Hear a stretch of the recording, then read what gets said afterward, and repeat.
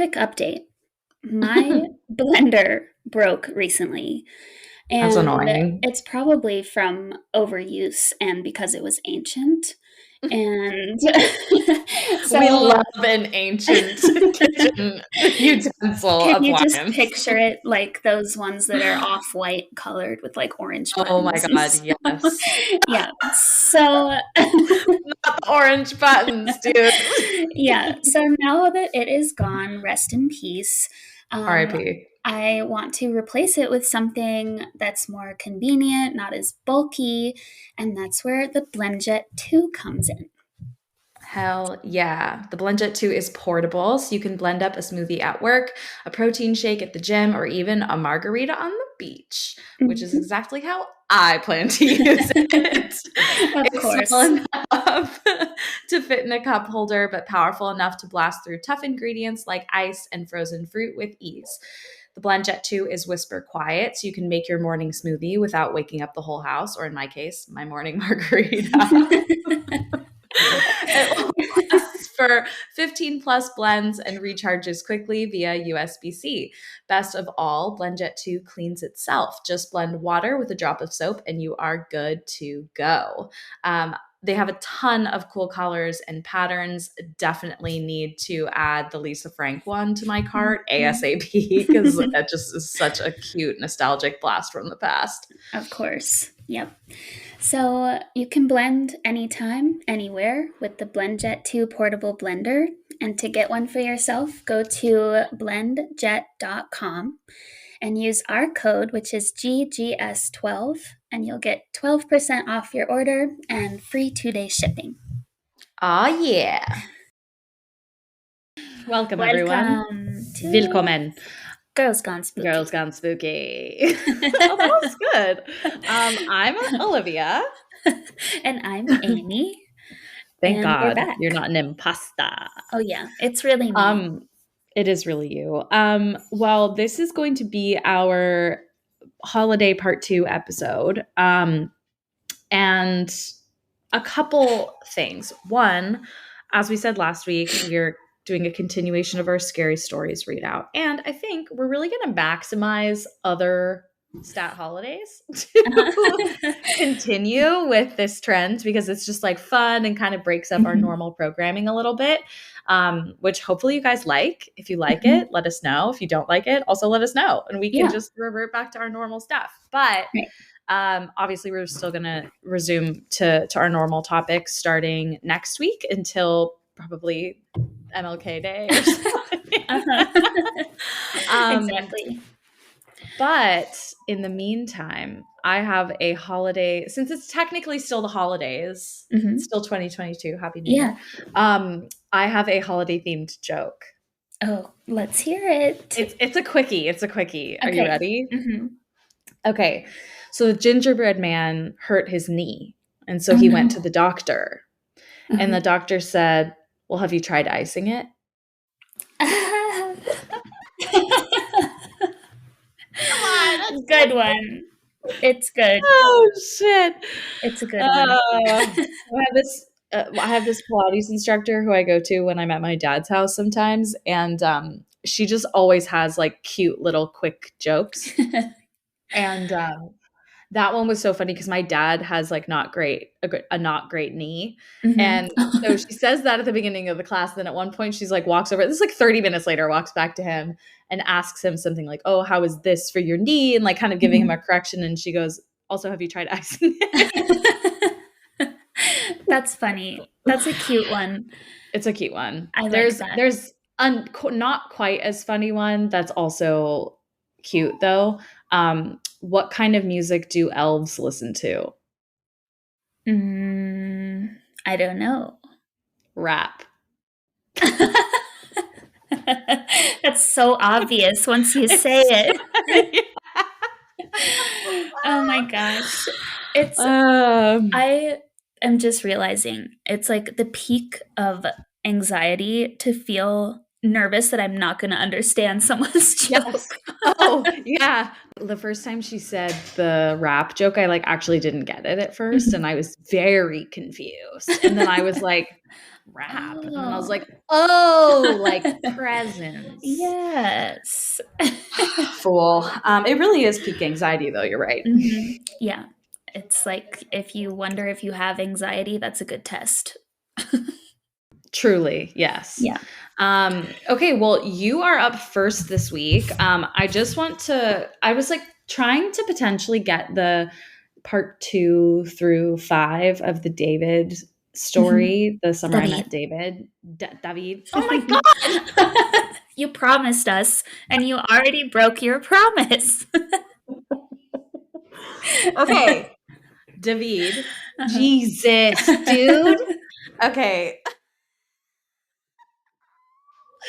I've literally been reading through the whole thing thinking, David. I think it's because I almost have Alexis from Schitt's Creek in my head going, David. David. Yeah. Ew, David. You, David. You're being creepy, David. But I've decided that why rush it? Like, let's just do part 2 today because it's long. And yes, he writes or she writes with a lot of detail, but who cares? You know, we've got plenty of holidays upcoming, so y'all can wait. Yeah. And then you have like the fresh one-off stories, and then I'll have the series, and I feel like balance as well. So with that, I'm gonna shut the hell up. Okay. Quiet down. All right. Pipe down, Olivia. Never. Okay, I have 2. And let's see. One is like a 3-parter. So if we like it, I could continue it. Hell yeah. It stands alone pretty well. Okay, but this first one is just a one-off one. It's by J-E-H on Reddit. And it's called New Year's Eve 2011, My Eerie Start to 2012. Okay. Ooh, that's a good one given it's like New Year. I know. Oh, yeah. I forgot to say that. They both are. I tried to find New Year's themed ones. Oh, yay. Yeah. Okay. So he says, or she says, I didn't have much planned on New Year's Eve. My friend Aaron was having a family party, so he invited me and 2 other friends to join in. Me, Aaron, Nat, and Anthony are chilling in his basement. At around 9:30, Aaron gets a text from a number he doesn't recognize. It says, "Yo, I'm outside." So he goes outside to check and finds that no one's there. He comes down and asks if we have that number in our phones, and none of us do. A little while after, Nat gets a text from the same number. It says, "Yo, I'm outside." She replies, "Where are you?" And then she gets a text back saying, "Turn around." Oh, yuck. I hate that. Right. Yeah. So, yeah. We were all in the basement together, and clearly no one was behind her, so we figured that someone was trying to prank us.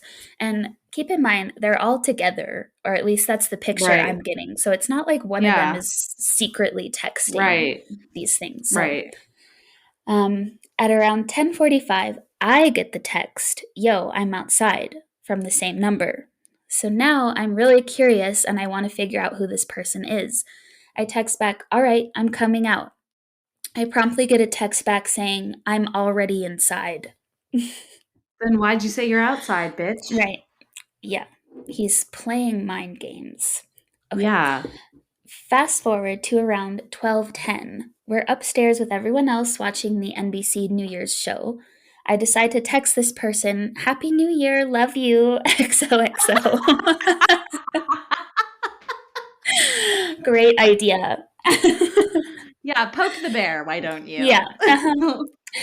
I did this just to get some sort of reaction, hoping they'd reveal themselves, but I got no reply until around 1, and I'm sitting on my friend's couch playing games on my phone.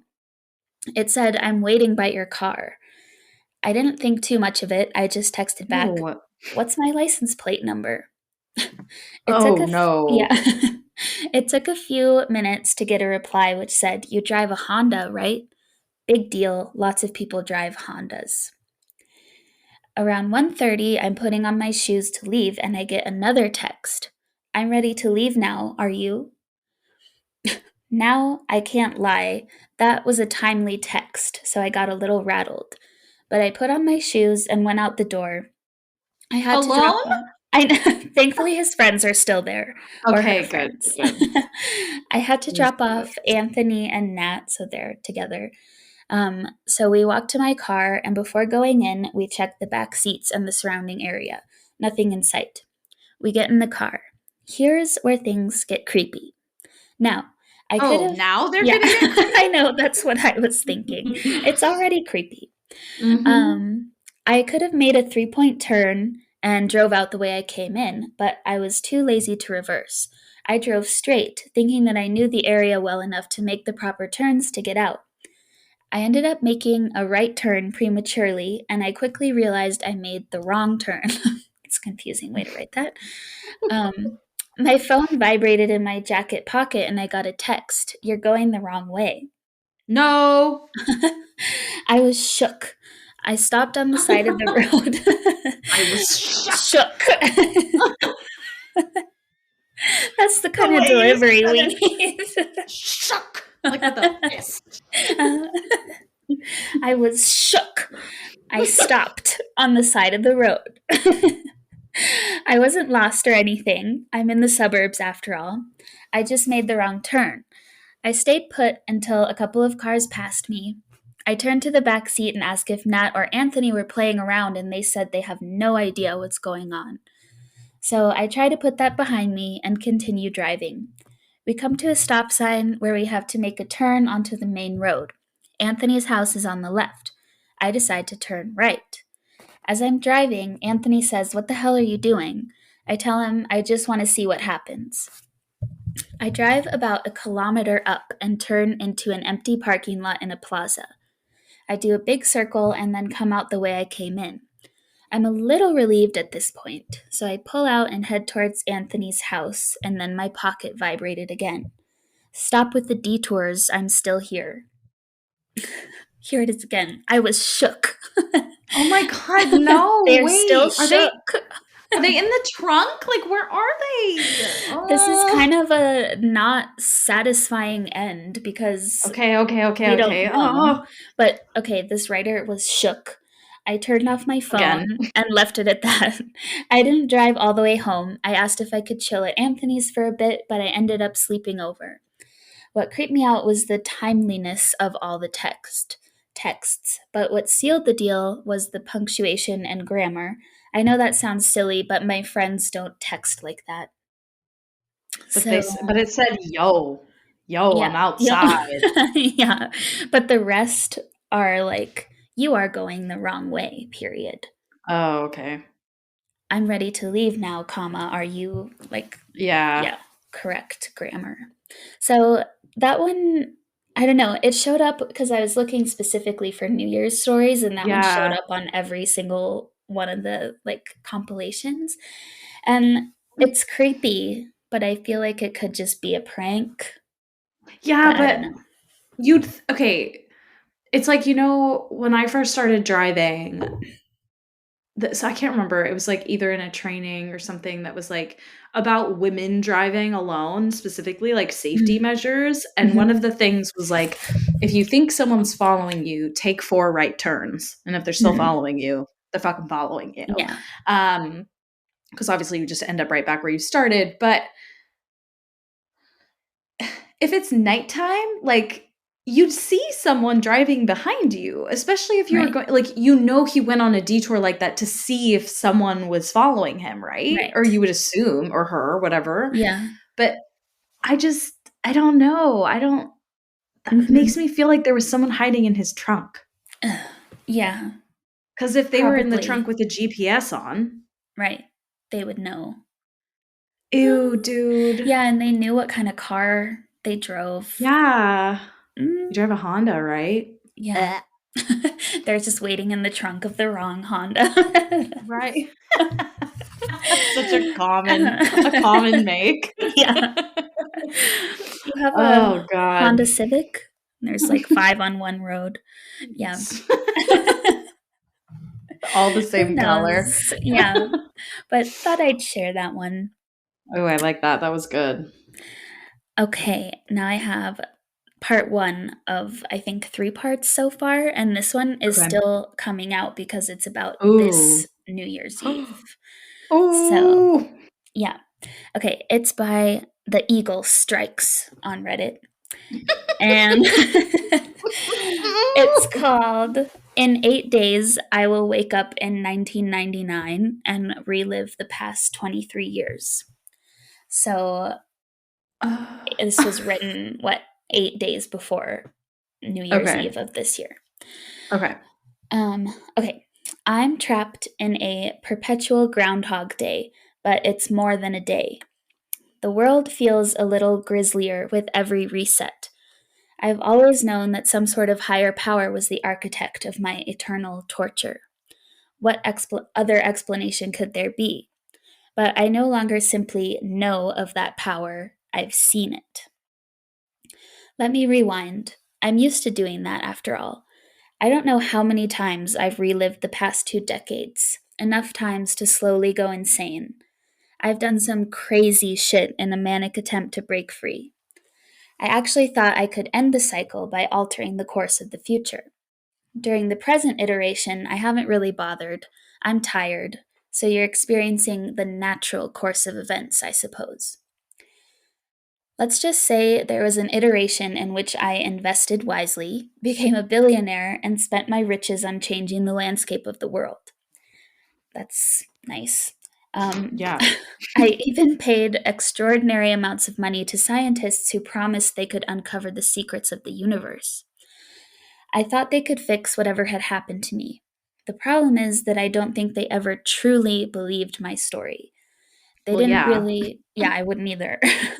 They didn't really try to understand how a time loop would work, so their research was half hearted. Nobody has ever been able to save me. And before anybody asks, death is not the answer, it just resets the loop. I find myself waking up on the morning of December 31st, 1999. I celebrate the commencement of a new millennium with my family, and we admire the fireworks. At this point, of course, I've probably lived for a millennium. The horror of waking up in my 13-year-old body with a 36-year-old mind never fades. Or maybe I'm 3,600 years old? Who knows? I'm certainly not counting. Anyway, I always detest reliving those teenage years. I pretend to be a normal kid and blend in with my peers. A few months after the first reset, I managed to calm myself down and seize the opportunity to make better decisions. Maybe it's a second chance, I decided. I took care of my health. I married the same girl, but I was a better husband and managed to prevent the divorce. I spent more time with our kids. I was a better version of myself. As December 31st of 2022 approached for the second time, I thought I'd done what the universe wanted me to do. You can imagine my unbridled terror when the loop reset, and that's when the penny dropped. I'm stuck. Madness ensued. 4 resets later, I tried killing myself. That didn't work. I tried hundreds of times in hundreds of ways, no luck. So I've given up and resigned myself to this hellish existence. During every fresh iteration, however, I do try something new. I have to attempt to save myself, right? This time, I've posted about my experience on Reddit. That's new. I'm reaching out for help. Maybe I haven't fully given up. I might say otherwise, but my actions speak louder than my words. I mean, I have to be honest. I've never gone completely wild. I've never completely ruined my life. I've stripped naked and run through the local park, but I've never, say, robbed a bank. I can't risk doing something life destroying. What if the loop has ended? Every time I reach December of this year, I start to wonder that. It's what keeps me from entirely unhinging and doing something foolish. I don't want to endure this infinite torture. I guess I still believe that I can break free of the cycle. I believe in January 1st, 2023. I'm sure all of you will see it. Surely, when that day arrives, I'll have discovered a way to move beyond the loop. Eventually, I have to make it to next year, right? What's the alternative? I can't seem to die after all. Well, that's what I used to believe. After a certain number of resets, I began to notice something disquieting. It started during one particular December of 2022. I noticed something watching me. Oh, oh, that gave me chills. That gave me total chills. Wow, wow, wow. It's getting juicy. It Yeah. always happens during this final month. For instance, I might stroll down the road and catch glimpses of something in my peripheral vision. On street corners, I've seen a man with eyes that have no pupils. That's not all. I've heard things that other people say they can't hear. There are shushing noises with no source. I wake up in the night, bathing in a pool of sweat, assured that I've spotted glassy pinpricks in the darkness. Sometimes they rapidly vanish, as if the thing has closed its eyelids to avoid detection. Other times, the eyes linger, hovering in front of me. The thing seems to be getting bolder, and that haunts me. Last week, I was in an art gallery and I saw a terrifying painting. My wife and friends said it was beautiful. They couldn't comprehend why I suddenly had a gaunt complexion. I suppose it would seem like an odd reaction. After all, the painting simply depicted an ordinary man, but I felt as if I'd taken a stroll through the uncanny valley. His eyes were dreadful. Something about him was marginally off. And for the briefest moment, the gallery light caught the painted eyes in such a way that the pupils disappeared. I found myself staring into the vacant eyes from various street corners and my darkened bedroom. They were boring into my skull. I whimpered in terror. The worst part is that I've been to the art exhibit before. On December 10th, 2022, my wife and friends always drag me there. That painting wasn't there in any of the previous iterations of this loop. Oh, In that exact spot, there had been a painting of Big Ben proudly displaying 11 o'clock. And that's something which petrifies me. It means things are changing, and I don't think they're changing for the better. I have considered letting go. My fight is fading. Perhaps I should embrace the entity with open arms. Perhaps it has come to release me from this nightmare. It could offer a finite death and put an end to the loop. But what if it delivers a worse fate? Every time I see the glassy eyed man, I feel my chest coil into a clove hitch. I don't know what that is. I don't know what that is either. Maybe we can look that up and Yeah. learn something. He isn't good. He isn't trying to save me. I need to figure out how to reach January 1st, 2023. And that's the end. It's a kind of knot, a clove hitch. Yeah. Oh, a kind of not. Yeah. Okay. Makes sense. That's really creepy. And I feel like, oh, it's creepy because, like, what if we all are going to experience that? Mhm. Like, I where know. none of us are going to see January 1st. Right. That's what I was thinking. Because That's really creative. Yeah. I mean, as far as we know, we've never made it to the 31st or to January Right. 1st, 2023. First. So we could wake up the morning after in 1999. Oh my God, That'd be we'd be weird. 6 years old. Yeah.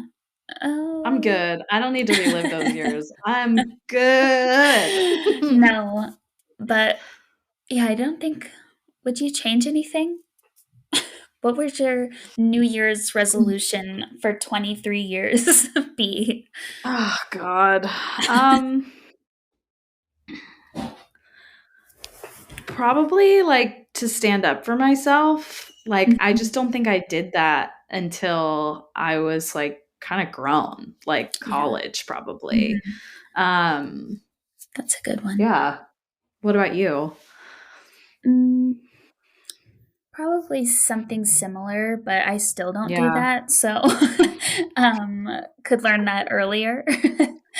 But Yeah. I also always wonder because I feel like my first 2 years of college, I was just messing around. Like I didn't pay attention very much. Yeah. And I wonder what my life would be like if I had actually dedicated myself like I should have. Yeah. But I mean, I had a good time, so Yeah. I also wonder that too, like if I had like not listened to my college counselor in high school and like pursued a science degree, like would I have liked it? Like, Right. where would I be now? But, Mhm. I mean, it's a moot point, right? And like I'm Yeah. happy with my life, so it's fine. Right. Unless we wake up in Oh, 1996. Jesus Christ. Then we have another chance. But I'll hunt you Yeah. down if anything. Yeah, I will fully hunt you changes. down. I Yeah. mean, we'll just agree. Freshman year, Cal Poly Slow, Trinity dorm. Yes. Sounds good. Excellent. See you then. Okay. That's a good one. I do think you should continue that series. Okay. Because that's very fun. Yeah. Okay. I haven't read the other 2 parts, so it'll be a surprise for everyone. A surprise. Surprise. Amy, I'm not super big into New Year's resolutions because I feel like the things we always commit to for resolutions should just be things we commit to the whole year. So I've been trying to get back into weightlifting recently. And I've started using protein shakes again, and shaker bottles simply blow. The protein is always so clumpy, and I feel like a total idiot using the thing, like shaking it like a shake weight in the middle of the gym. So I decided to ditch my shaker bottle for good and get myself a BlendJet 2 portable blender because it makes perfectly blended protein shakes in 20 seconds. Yeah, that's amazing. So, BlendJet 2, it's portable, like Olivia said. So, you can blend up a smoothie at work, a protein shake at the gym, or even a margarita on the beach, which is always good. BlendJet, it's small enough to fit in a cup holder, but powerful enough to get through tough ingredients like ice, frozen fruit with ease. BlendJet 2 is also whisper quiet, so you can make your morning smoothie without waking up your whole house. And it lasts for 15 plus blends and recharges quickly via USB C. And best of all, BlendJet 2 cleans itself. You just have to blend water with a drop of soap and you're good to go. And that actually is a big deal because washing blenders is so annoying. Oh my God, So a literal nightmare. The easy clean is a great feature about BlendJet 2. Hell yeah. I'm also super into like pop, like, because I'm someone who wears black, like all black almost all the time. I'm a very neutral gal, and I'm looking down at my outfit right now. Black shirt, black pants, black shoes. But I'm very much into like a really, really bright pop of color. So I'm very into like hot pink and bright orange. And I'm currently obsessed with the bright orange color they have on their site. They have a ton of other colors also and designs.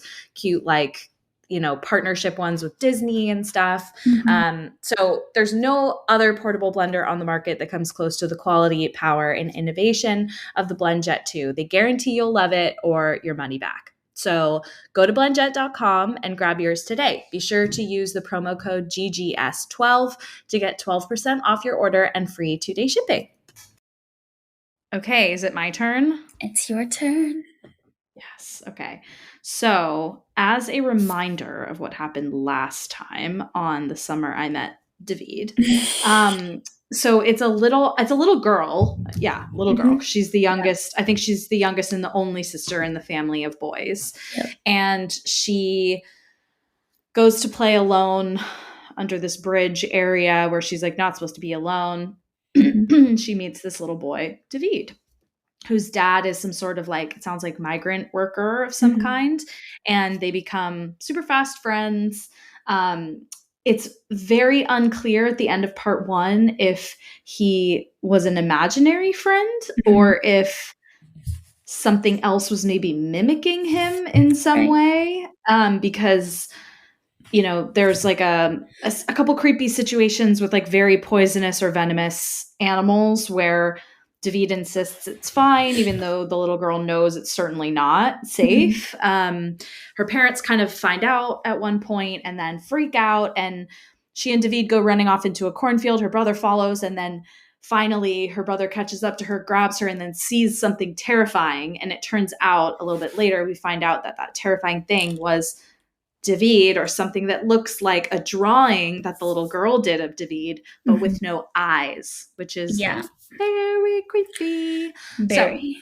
So we're picking up part 2 of 5 total. The couple days after my ordeal with Jack and David in the cornfield left me feeling broken and hollow. I had a million questions, but as it turned out, no one was willing to even speak of my friend. My mother acted as though it hadn't happened at all. I asked her some question about how she spoke to him if she'd never seen him, and she'd shush me. It was the single most frustrating experience of my life. Dad got really quiet. He hardly talked to anyone unless he absolutely had to, and he always looked tired, always raggedy and worn out. I found out about a week after our escape from the field that Dad was sleeping on the porch with a loaded shotgun at his side. He didn't buy Jack's story of David's missing eyes. He'd come up with his own theory. Someone was hiding in the cornfield and had tried to kidnap me, and he wanted to make sure they didn't come back. It was a weak theory, one formed on little ground, but he was a religious man grasping at straws, trying not to believe in the monster under the bed. I think Jack's reaction was the worst, though. He went from being an outgoing, loving, wonderful older brother to a complete stranger. He was jittery, anxious, and just a total mess. He mumbled constantly about empty eyes, and he was plagued with nightmares so intense that he'd wake up screaming in the middle of the night. Most of those nights, he would flail about. Twice, he knocked his lamp off the side table, and each time it caused a thunderous, ear-splitting noise that made my heart jump into my throat. Both times, my parents ran into his room to make sure he was okay. By the third time a loud noise came from his room, neither of my parents checked on him. While they weren't angry with him and while they wanted to help, none of us knew how, so we just ignored it. It probably wasn't the best approach, and I know Jack felt disconnected from the family. Looking back, I wish I'd found a way to reach out to him in his time of need. Johnny and Jim became distant, though not in the same way as Jack. And as a reminder, Johnny got pushed down the stairs by someone, and he, we think maybe David. Right. But they became distant on purpose, never staying in the room with anyone but each other for very long. They grew unbelievably close and began to watch movies with each other almost every night. Usually they were superhero themed, their favorites being Superman and Batman. While they weren't thrilled with being around the rest of the family, they made it clear that they'd rather die than be in the same room as me. In the end, I'd finally gotten the answer I'd craved from the two of them. They'd been in the living room watching Superman 2 when I climbed up on the couch. Johnny scowled at me, but I pretended not to notice. My 6-year-old frame fidgeted on the couch as I waited for a good point on the movie to speak. After what seems like years, there was a lull in the action. So seizing the moment, I turned to my brothers. My stomach flipped with nervousness, but I pressed on anyway. How else was I going to get answers if not through them? Mom and Dad weren't going to tell me anything, and asking Jack anything right now seemed cruel. How'd Mom talk to David if he wasn't there? I asked, proud of myself for keeping my voice. David. Proud of myself for keeping my voice steady. Johnny glared over to me, his lip curled in a sneer. I shrank back, suddenly very worried that my question might result in a physical repercussion. I'd been hit once by Johnny and wasn't eager for a repeat. She didn't talk to him, stupid, he hissed, his voice flat and cold. You were playing a game. She just played along. Don't you remember when Jim had an imaginary friend and Mom and Dad talked to him too? Yeah, Jim sneered. At least mine was normal. It was just a dog, and I knew it was fake. I'd lifted my arm in protest, brandishing the massive bruise along my forearm. Does this look fake? I demanded, my eyes narrowed in absolute hate. Johnny's face twisted into a hateful glare, his teeth gritted tightly together, and my heart fell. I tried to scramble away, but I wasn't fast enough. Something hard collided against my back, sending me crashing against the pale living room carpet. Pain bloomed along my side and arms, and I turned around. My brothers wobbled and became distorted as I watched them through tears. Get out of here, freak, Johnny hissed. So mean, she's 6. I know. I picked, but I mean, they're all scared, so that's kind of, I guess, normal. Yeah.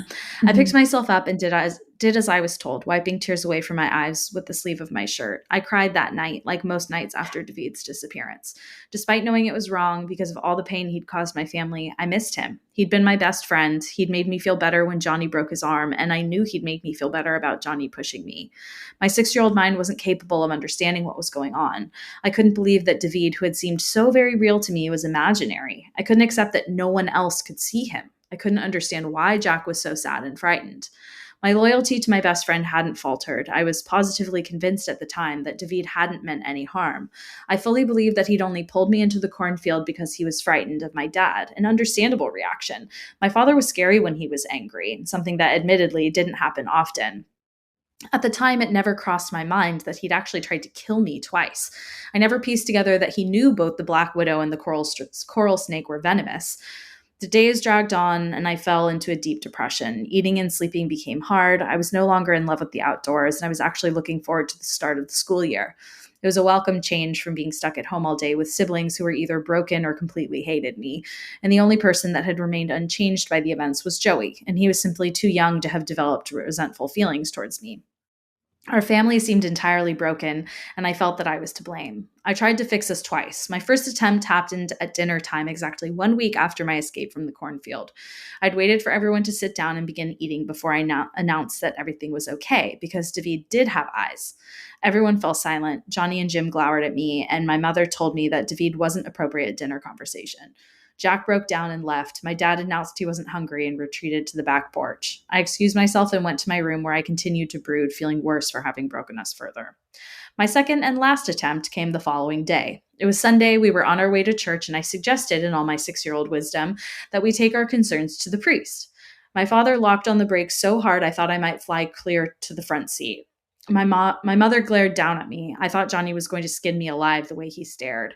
Jack cried again, and I was told that I should never tell anyone outside of the family what happened. I decided in that moment that the only way to save our family from this odd sort of destruction was to completely ignore the subject of David entirely. After all, that seemed to be what everyone else wanted. The days bled away, and eventually I had my first nightmare regarding my old friend. In the dream, I was asleep until I felt a light stick prodding at my cheek. I opened my eyes only to see an eyeless David standing above me. I woke screaming and crying, and when my mother rushed in to see what was wrong, I lied. I told her I'd had a nightmare about being chased by a massive dog. It had been a reoccurring dream for me just last year, and was the sole reason my father had yet to get the German Shepherd he so desperately wanted. She believed me, gave me a kiss, a hug, and told me to curl back up. She reminded me that there weren't any dogs around. I didn't sleep for the rest of that night. The next day, I was greeted with terrible news. Mittens, the barn cat, who had just had a litter of kittens less than 2 months prior, had gone missing, along with all 7 of her babies. My brothers and I spent hours looking for them. We even set traps, arming them with fresh meat and wet cat food.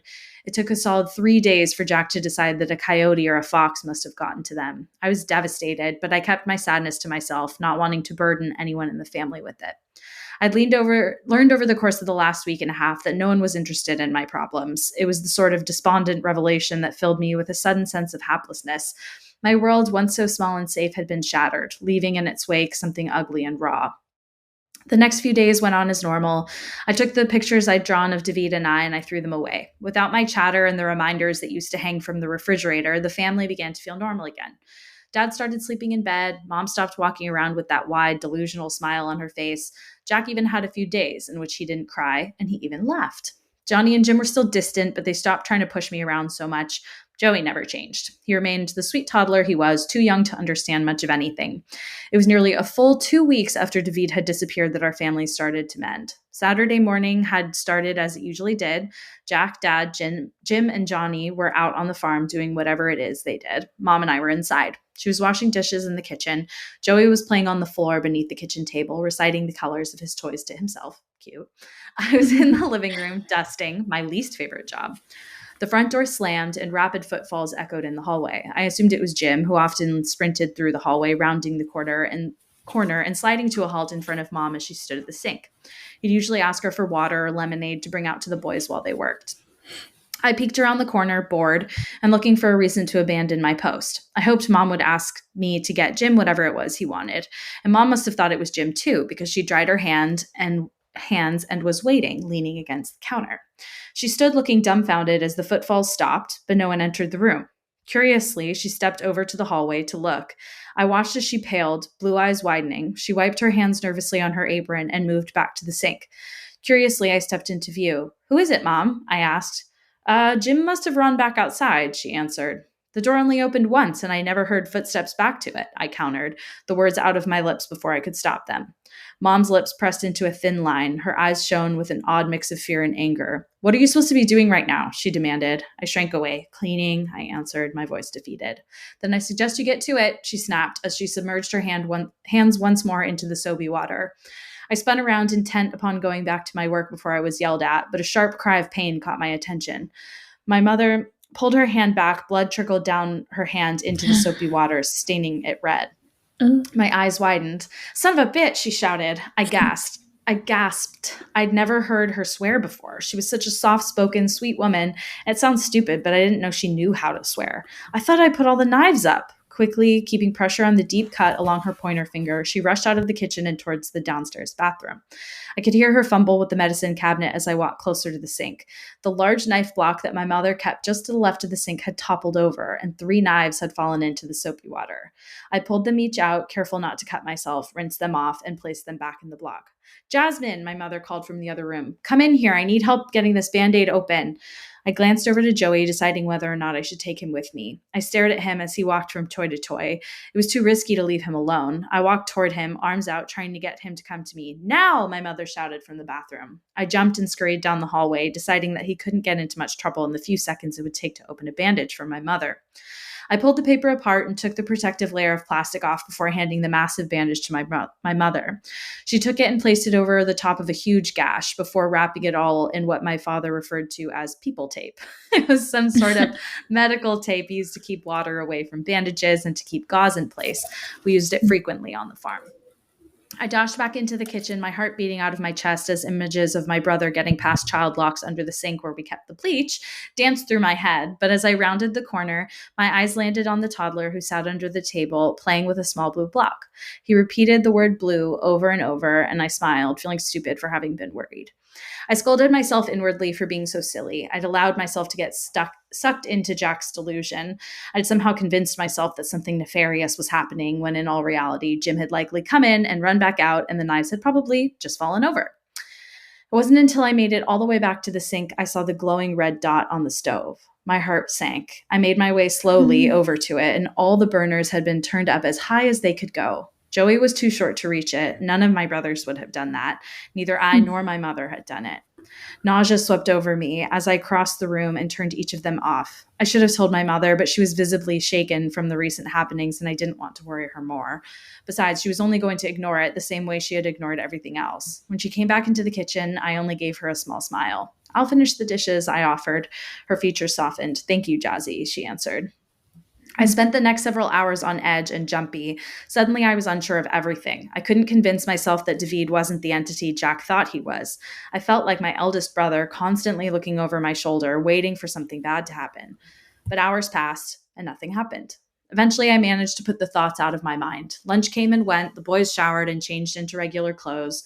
Joey sat in the kitchen on the kitchen floor with Dad, while the two pushed toy cars to one another. Jim, Johnny, Jack, and I, that's so many J names. Jim, Johnny, Jack, and Jasmine sat in the living room. Jack was reading something while the boys and I watched a movie. Johnny had tried to kick me out, but Jack had snapped at him, assured me I could stay. Mom was tending to the garden, happy to have a break from being indoors. "Jim," my dad snapped from around the room. "What?" Jim asked from his place beside Johnny. My father went silent for a long time. The sound of cars sliding against the linoleum had entirely ceased. Nearly a full minute of silence passed before my father responded in a small, careful voice. "Are you in the living room?" he asked. "Yeah," Jim answered as he stood up and went to stand in the doorway. He leaned against the frame as he spoke to my dad, who was just out of sight. "What?" he asked again. Silence. Jim stared into the room expectantly before understanding washed over his features. He stiffened, his eyes widened. "Is Mom in the bathroom?" he asked. Johnny clicked the pause button. Familiar streaks of static molded to the screen, interrupting the fight scene between Batman and a villain I didn't recognize. We all fell silent, straining our ears, trying to listen for whatever it was that had frightened Jim and apparently my father. And finally, I heard it, the sound of the shower running. Jim was infamous for taking too long of showers, which explained why my father had barked at him for it. "Maybe it's your mother," Dad reasoned. I turned around, looking out the window, only to find my mother, stooped onto the ground, just her hair visible in the grass. My breath hitched. The shower immediately shut off. The door creaked open. I watched as Jack winced away, trying his best to ignore the exchange and submerge himself in his book. It quacked in his hands. He bit his lower lip. "Stay with your brother," my father commanded. I heard him move down the hall toward the bathroom. "Jane," he called for my mother. "Honey." I looked back again only to find my mother's hair bobbing slowly up and down as she weeded the garden. I knew he wouldn't get a response.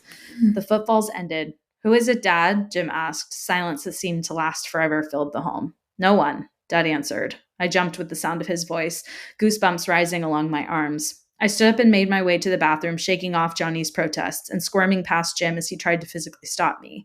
I scurried down the hall, skidding to halt beside my father and peeking into the bathroom. The mirror was steamed, the walls were slick with fresh water, the shower curtain had been drawn. My father was looking inside of it, the color had leaked from his face. He took a step back and shooed me out of the room. He closed the door. The shower started again. My father squeezed his eyes shut. I turned around, but he grabbed both my shoulders and pushed me forward with such force that I couldn't have stopped if I tried. We spilled into the kitchen. Dad immediately let me go and barked my brother's names. The toilet flushed. He picked up Joey and informed everyone we were going to town to grab ice cream. Joey clapped and shouted celebratory words. The bathroom door opened. Footfalls padded down the hallway. Jack pushed Jim and Johnny out the door, his whole body trembling as he hurried them along. My father grabbed me by the arm and pulled me outside. His grip never faltered as he dragged me forward, the whole while I craned my neck around, trying to get a glimpse of whatever it was. Somehow I convinced myself that it couldn't have been David, that David was definitely a real person, and whatever this was different. Dad pulled me outside. The warm air and the stench of the pigs outside hit me. Dad slammed the door and urgently pulled me over to the driveway, gravel crunching beneath my feet. The door swung open. It slammed against the wall with a deafening bang. Jack screamed and immediately grabbed both the boys' arms. He pulled them along as he sprinted toward the car. Ear-shattering crashes erupted into the pseudo-silence.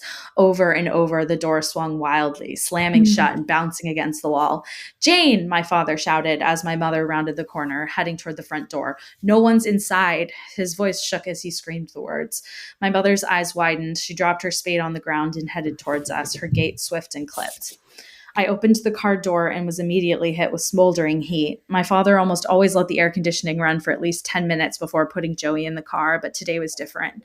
He buckled him into his car seat despite the wails as the hot metal of the buckle touched his sensitive skin. "It's too hot. I'm thirsty," he cried. "We'll get you a drink when we get to the store," Dad said, a wide fake smile plastered upon his lips. I could see the fear and anger just below the surface. He looked a lot like Jack always looked, except Jack wasn't keeping him together nearly as well as Dad was at the moment. He was sitting in the very back of the old station wagon. His features had crumpled, and he was crying silently as he stared at the house, where the door could still be heard slamming furiously.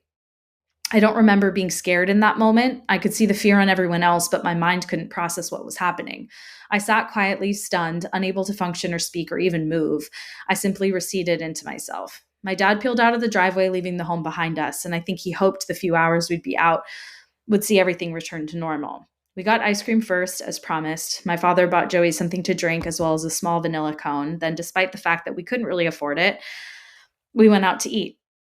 We spent nearly 3 hours out before we began the long drive home. The sun was just touching the horizon as we pulled into the driveway. Joey was nodding off. Jack was still a mess in the back. Jim was trying his hardest to comfort Jack. Johnny was pissed and brooding quietly to himself while glaring death at me.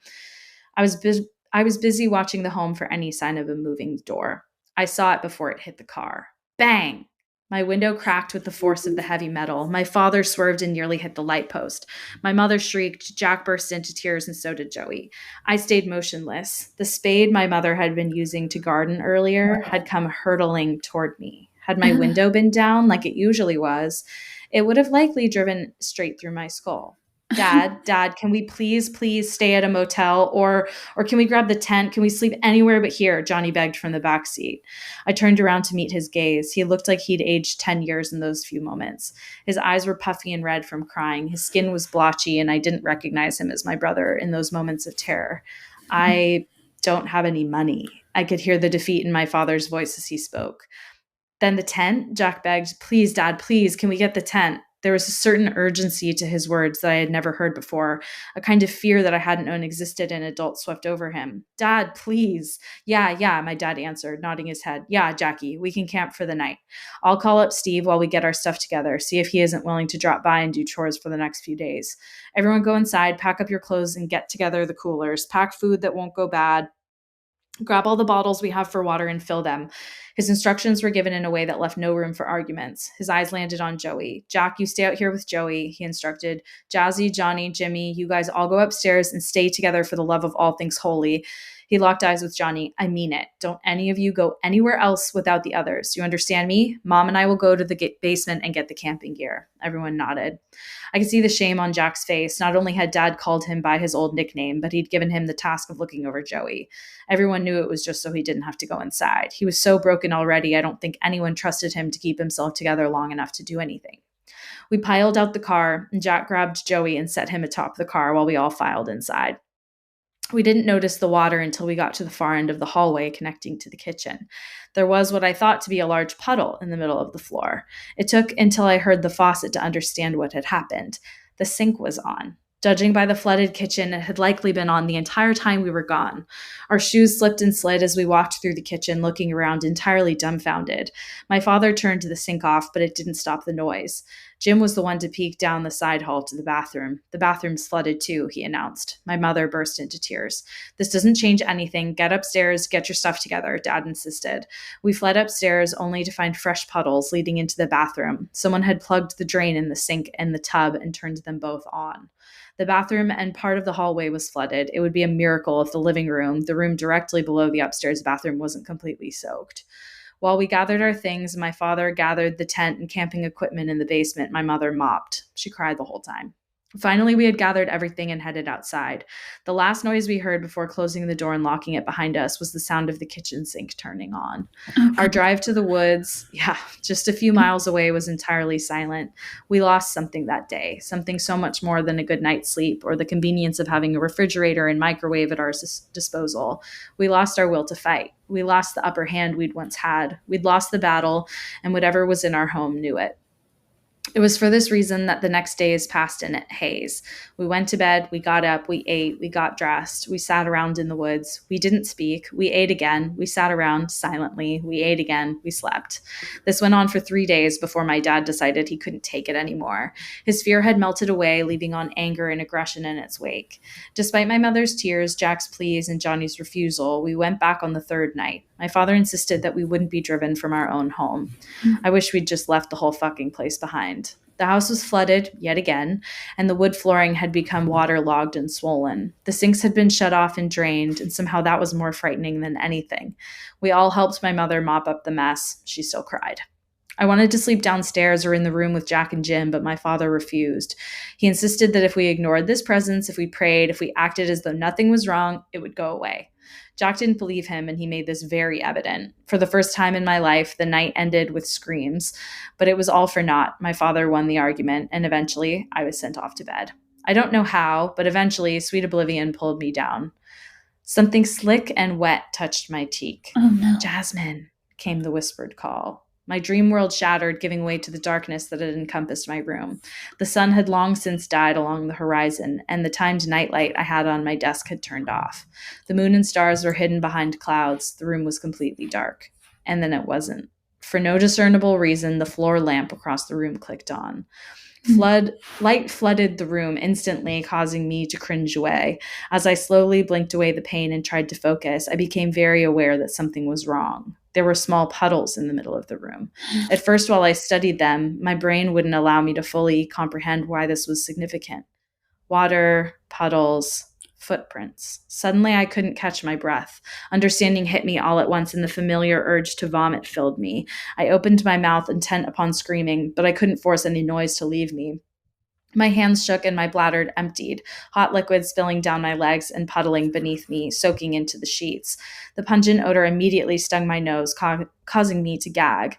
It was the first time I'd had an accident in years. Bang! I had no idea what the noise was, only that it sounded like a shotgun and had happened just inches to the left of my bed. Fear gripped me tightly, forcing the breath from my lungs and filling me with a sudden need to puke. I screamed and leapt off the bed. My legs wobbled as I sped toward the doorway. Bang! The door slammed. Click. The room went dark. I spun around, my body pressed tightly against the wood of the door. I was hyperventilating, unable to take a full breath. My hands shook as I searched blindly for the light switch. I stopped dead as a new sound penetrated the pseudo-silence. Breathing. I could distinctly make out someone else breathing. With trembling hands and a new reserve to get the door open, I clicked the light on it and screamed. Dad! I shrieked as loudly as I could. My voice panicked. My heart clawed at my chest, trying to free itself from the cavity. Before me stood the person I'd managed to half convince myself had just been some sort of dream. The person I couldn't believe was responsible for the horrors that had filled the home the last few days. There David stood, red shirt soaked and clinging to brown skin, black hair flattened against his scalp. But the most terrifying part, the reason for the desperate screams, the reason I couldn't breathe or think or even manage to cry, was his eyes. They were gone, just empty sockets in their place. Dad! I shrieked a second time. My hand went to the doorknob as I desperately tried to open it. It was locked, except my door didn't have a lock. Dad! Tears streaming down my face, and I suddenly realized why Jack spent his time crying. Daddy! Frantic footfalls exploded from my parents' room. Jasmine! My dad called back, his voice wild with fear. Jasmine! Dad! I shrieked. I physically shook as my dad hit the door with all his might. Open the door, baby! He shouted, banging against it and jiggling the doorknob. What's wrong? Jack's voice came out of nowhere. David took a few slow, dangerous steps toward me, rounding the bed. His bare feet hit the ground with a sickeningly wet noise, and he left puddles with each of his steps. I sucked in a sharp breath. No, no, no, no, no, no, I whimpered as I stumbled further away from him to the corner of my room. I curled into myself. Please leave. Please go away, David, I begged through ragged sobs. David cocked his head slowly, staring at me with empty sockets. A wicked smile spread across his lips, and he took another step forward. Daddy, I choked out through desperate sobs. Unlock the door, my dad shouted from the other side. There's no lock. Jack's words were quietly hissed. I knew they weren't meant for my ears, but I heard them all the same. There was a pause, a full 2 seconds of absolute silence. David took another step. My dad's furious pounding became frantic, and I could practically hear the panic behind each of the blows he dealt to the door. I molded myself against the wall, convinced I was going to die. Back up, came Jack's voice. Bang! Splintered wood showered the room as Jack's foot collided with it, forcing it open. A figure dashed into the dark room, scooped me up, pressing me against his muscular frame. I let out a quivering breath and wrapped shaking arms around my father's neck, my small face buried into his shoulder as I cried the fear and pain a way that racked my 6-year-old body. Daddy, I said the word over and over each time. It brought with it a sense of peace and safety. My father's hand rubbed my back, and he allowed me a few minutes of quiet as I sobbed. Can we leave? I choked. Please, can we go camping, please? I craved the boring serenity of the forest. I needed the safety the trees offered me. I couldn't stay here anymore. No, came my father's response. My heart sank. I began to wail, tears streaming down my face as I loudly begged my father to allow me to leave, but he refused. We have to ride this out, Jazzy. We can't let this thing drive us away. We can't let this ruin us. He continued to talk, but I'd stopped listening. Despair and desperation filled me to the very brim until I thought for sure I'd burst. Would you like to sleep downstairs on the couch? Jack asked, his voice soft and his features strong. He wasn't crying. He wasn't sad or frightened. He looked determined. I'm going to sleep down there. I'll stay with you through the night, he swore. My father tossed him a glare, but stayed quiet as I nodded my head rapidly. Jack pulled me into his arms, and a sense of safety washed over me. Despite his many breakdowns over the course of the last few weeks, I still thought of the man as invincible. I melted into his arms and allowed him to carry me down the stairs. He pulled extra blankets from the closet with one arm because I refused to be put down. He made his bed on the couch while I curled up on the chair, and I initially wanted to sleep beside him, but the couch wasn't large enough. We turned on the TV and put on Aladdin, which was my favorite movie at the time, mostly because my name was in it. Jack, who usually wouldn't have agreed to watch it, seemed happy about it, saying he needed something light to calm his nerves. Despite the fear that still racked me, I hadn't slept decently in nearly 4 days, and soon enough, exhaustion took over and I found myself fighting heavy eyelids. I dozed off around the time Jeannie started singing about being the best kind of friend. When I woke up, the TV was making a high-pitched whiny noise. A blue screen illuminated the room. The rest of the house was quiet, and I nearly sank back into sleep, had I not heard the sharp intake of breath from the left side of the room where Jack had fallen asleep. I might have. Jack was curled up at the edge of the couch. End of the couch. The cows. His whole body trembled. His eyes were wide and shiny with fresh tears. He was staring straight at me. I remember in that moment being confused, not knowing why he'd be looking at me as though I'd grown a second head. You're in my spot, Jack. The words were sharp and venomous. They were heavy with the promise of violence. My body stiffened. I felt as though my lungs had been deflated. My stomach lurched. Fear gripped me tightly, wrapping withering fingers around me and sucking everything but ugliness and despair away from my small body. Slowly, I turned, only for my eyes to land upon the same wet, eyeless version of the boy I'd once known. He turned to me, his lips twisting upward. "Are we having a sleepover?" he purred. David reached toward me, and the world seemed to slow. I willed my body to move, but it refused to obey. "No!" Jack's voice boomed from my left. A massive hand wrapped around my arm and tugged me out of the chair. David's face twisted with anger, but I was safely in Jack's arms. He sprinted up the stairs, me pressed tightly against his chest, much like I had been when we'd first run from David, back when he'd been my friend instead of my monster. Jack threw open the doors to the boys' room. "Up," he shouted. "Get up. We're leaving. We're fucking leaving," he barked. Both the boys sat up, looking rather groggy and confused, but they did as they were told. A small shriek from the other side of the hall sent me crashing to the ground. It took me several dizzying seconds to realize that Jack had dropped me before sprinting towards Joey's room. He threw open the door. It bounced off the wall with a loud thump, causing Joey to scream louder. Jack scooped him up in his arms and headed down the hallway. The toddler never stopped screaming. "Let's go!" he shouted again. "What the hell is going on?" My father shouted above the noise and confusion as he stormed out of his room. "You want to stay in this hellhole?" Jack spat back, eyes narrowed in absolute disgust. "You fucking do it, but I'm not staying, and I'm sure as hell not leaving them," he shouted, stabbing a finger at my brothers and I. "Get your shit and come with us, or fucking stay here. I don't give a good goddamn." My dad narrowed his eyes in anger when he opened his mouth, probably to shout back, but before he could, Jack's fist shot out. It connected with my father's jaw, sending him staggering back, and my breath caught in my throat. I couldn't believe what I'd just seen. Before my father could react, Jack shoved us forward, and we all fled, rushing down the stairs and tearing through the hallway. My father bounded after us, and he was roaring angrily, shouting something about kicking Jack's ass, but as we spilled outside and the cool air hit us, we stopped in our tracks. Johnny vomited. "Fuck," my dad shouted. "Fuck me," Jack hissed. Jim cried for the first time since my father had blamed him for breaking Johnny's arm, and I didn't understand what everyone was so upset about. I followed Jim's line of sight as he sobbed and wailed. There were things hanging from the trees. They swayed as the summer breeze bade them to dance, and I turned my head this way and that, trying to understand what they were. At first, I thought them to be hummingbirds hovering in the trees, until Jim croaked out the word mittens for the shape to make any sense to me. There in the tree, against the light of the moon, hung our cat and all 7 of her kittens, strung up like fucking Christmas decorations, their small bodies limp and lifeless. It was the most lurid, grotesque thing I'd ever witnessed. My stomach churned, my mind went numb. I collapsed onto the ground, and I couldn't catch my breath. I puked, splattering along my legs and nightshirt. I was a fucking mess. Covered in vomit and piss, I sobbed away the feelings of absolute terror. "Get to the car," my dad shouted, but he sounded distant, as though I was hearing him from underwater. Something pushed me to my feet and pulled me toward the car. I curled into myself and sobbed the second I hit the seat. Mom and Dad filed into the car soon afterward, and we sped away from that godforsaken house.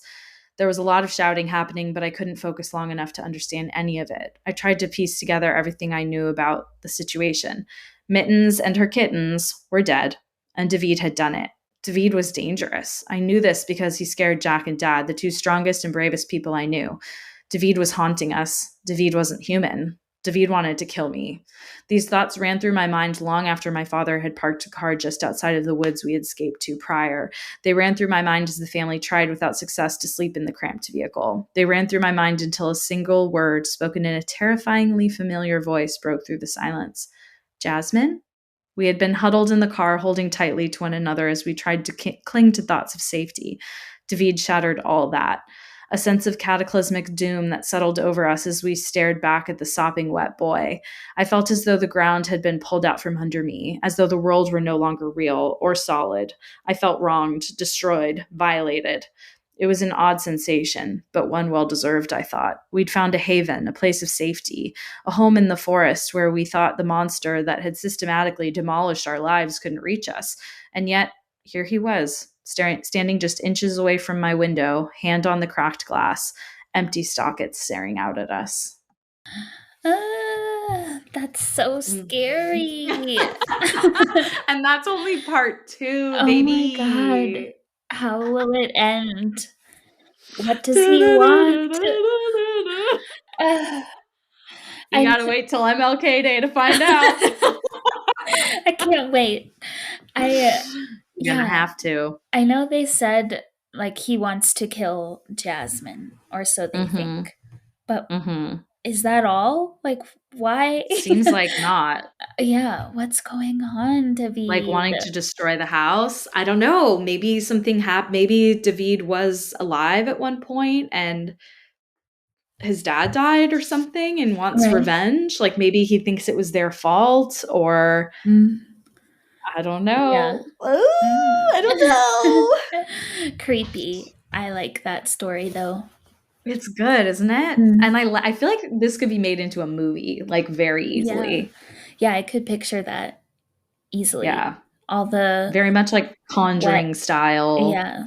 The water, the wet footprints, his red Totally. t-shirt. I can see it all. Mm-hmm. Creepy. Yeah. Ooh, it gives me chills. It's so creepy. I know. So creepy. Yeah. So that's it. Wow. And that is our last episode of 2022, babies. Episode 60. Oh, perfect. Some symmetry, an even number. Yeah, exactly. And we're halfway through season 2, if you can believe it. Wow. Wowza. Moving right along. Moving right along. But yeah, follow us on Instagram and Facebook. We've been posting some like extra content there if you're interested. You can also email us your spooky stories and also any feedback on some of these new themes, aka scary stories, that we've been testing out at girlsgonespooky@gmail.com. And until next week, stay spooky. Stay spooky. Bye. Bye.